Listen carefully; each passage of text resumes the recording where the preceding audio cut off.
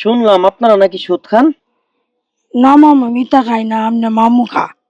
আমার মামু খায়, জি আপনি খান না? জি না। মামু মামু সত্যি আপনি সুদ খান? হম কিভাবে? মুড়ি দিয়া খাই। রুটি দিয়া? হ্যাঁ প্রিয় দর্শক, মামি জি মামু। শুনলাম আপনারা নাকি সুদ খান। না মামা মিতা খাই না, আমনে মামু খা। আমার মামু খায়, জি আপনি খান না? জি না। আমি পেটে খিদা লাগলে আমি দিলা সান আর দিলা ভাত খাই। পেটেও খিদা লাগলে দুইটা সান আর ভাত খান, জি আর সুদ খায় আমার মামু। জি। মামু মামু সত্যি আপনি সুদ খান? হম কিভাবে? মুড়ি দিয়া খাই। রুটি দিয়া? হ্যাঁ প্রিয় দর্শক, মামু এসব কি বলে? কাতু মাননীয় দর্শক, একটি লক্ষ্য করুন যে ধন সম্পদ আল্লাহ পাক রাব্বুল আলামিনকে যে কোনো দণ্ডে দিতে পারে। আজকাল যে কিছু সংখ্যক অবহেলিত মানুষের কাছে ধন সম্পদ যাওয়ায় মধ্যপ্রাচ্য মানুষের মূল্যায়ন কমিয়ে গেছে।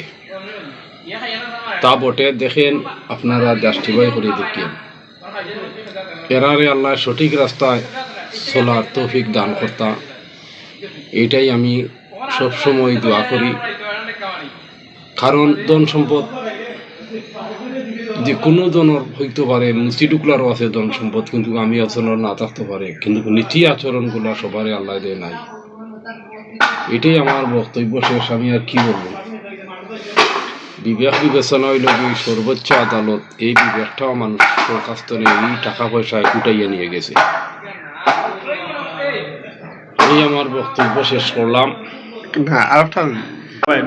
সর্বশেষ ফায়দা লেখছেন ফান যারা নিয়মিত খাইন এরার কোনোদিন হার্ট অ্যাটাক হয় না। এরার কোনোদিন হার্ট অ্যাটাক হয় না। হার্ট বলা থাকে আবার যদি খাইলা আপনার হার্টও কোনো সমস্যা আছে নি, আবার কোনো হার্টের সমস্যা না। আমি তো ফান খাই নিয়মিত। আমি খান খাই আর যে সময় কাফিয়া সরে আমি বলি ওই সময় থেকে ফান খাওয়াই কি সিয়াবো খাই আর। আপনারা কোনো কোনো ফান খাইলে দাঁত পড়ে যায়, আমার একটা দাঁতও পড়ছে না, আমার দাঁত সারা আছে। পান খাওয়ার 19টা ফায়দা, সর্বশেষ ফায়দা লেখছেন পান যারা নিয়মিত খাইন এরার কোনোদিন হার্ট অ্যাটাক হয় না। এরার কোনোদিন হার্ট অ্যাটাক হয় না। হার্ট বলা থাকে আবার যদি খাইলা আপনার